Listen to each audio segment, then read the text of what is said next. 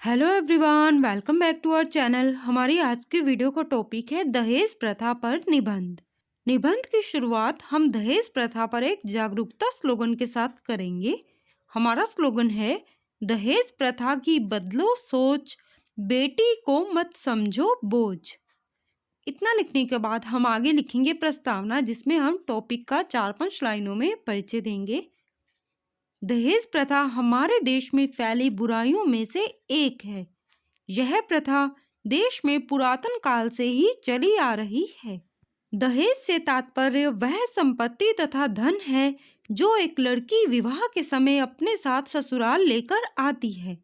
दहेज प्रथा हमारे समाज के सभी वर्गों में प्रचलित है। प्रस्तावना लिखने के बाद नेक्स्ट हेडिंग डालेंगे, दहेज प्रथा की शुरुआत, कि आखिर इसकी शुरुआत कब हुई थी और कैसे हुई थी। भारत में दहेज प्रथा बहुत लंबे समय से चली आ रही है। हमारे पूर्वजों ने वैध कारणों से इस प्रणाली की शुरुआत की थी, ताकि विवाह के पश्चात लड़की को गृहस्थी बसाने में किसी भी प्रकार की कोई परेशानी ना हो। लेकिन अब यह सामाजिक कुरीति का रूप लेकर मुद्दों और समस्याओं को जन्म दे रही है। आज कम दहेज लाने के कारण लड़कियों को ससुराल में सताया जाता है और उन्हें शारीरिक और मानसिक तौर पर प्रताड़ित किया जाता है। आगे लिखेंगे, दहेज प्रथा एक अभिशाप, कि आखिर किस प्रकार से देश में दहेज प्रथा ने एक अभिशाप, एक सामाजिक समस्या का रूप धारण कर लिया है। तो हम लिखेंगे, विवाह पश्चात लड़की की सुख सुविधा हेतु दहेज देने की रीति कब कुरीति में बदल गई पता ही नहीं चला। आज कम दहेज लाने के कारण लड़कियों को ससुराल में सताया जाता है और उन्हें शारीरिक और मानसिक तौर पर प्रताड़ित किया जाता है। बहुत बार लड़कियों को दहेज के लिए इतना प्रताड़ित किया जाता है कि विवाह टूटने की नौबत आ जाती है। दहेज के लिए बहू की हत्या की खबरें आए दिन अखबारों में पढ़ने को मिल जाती हैं। आगे लिखेंगे, शिक्षा और जागरूकता की कमी के कारण लोग दहेज प्रथा के भयावह यानी कि भयानक रूप को देख पाने में समर्थ नहीं हैं। वे दहेज देना अपना कर्तव्य और दहेज लेने में अपना सम्मान समझते हैं। अशिक्षित होने से लोग लालची लोगों की पहचान नहीं कर पाते। नेक्स्ट हेडिंग डालेंगे, समस्या का निवारण, कि आखिर इस समस्या का क्या उपाय है, क्या निवारण है।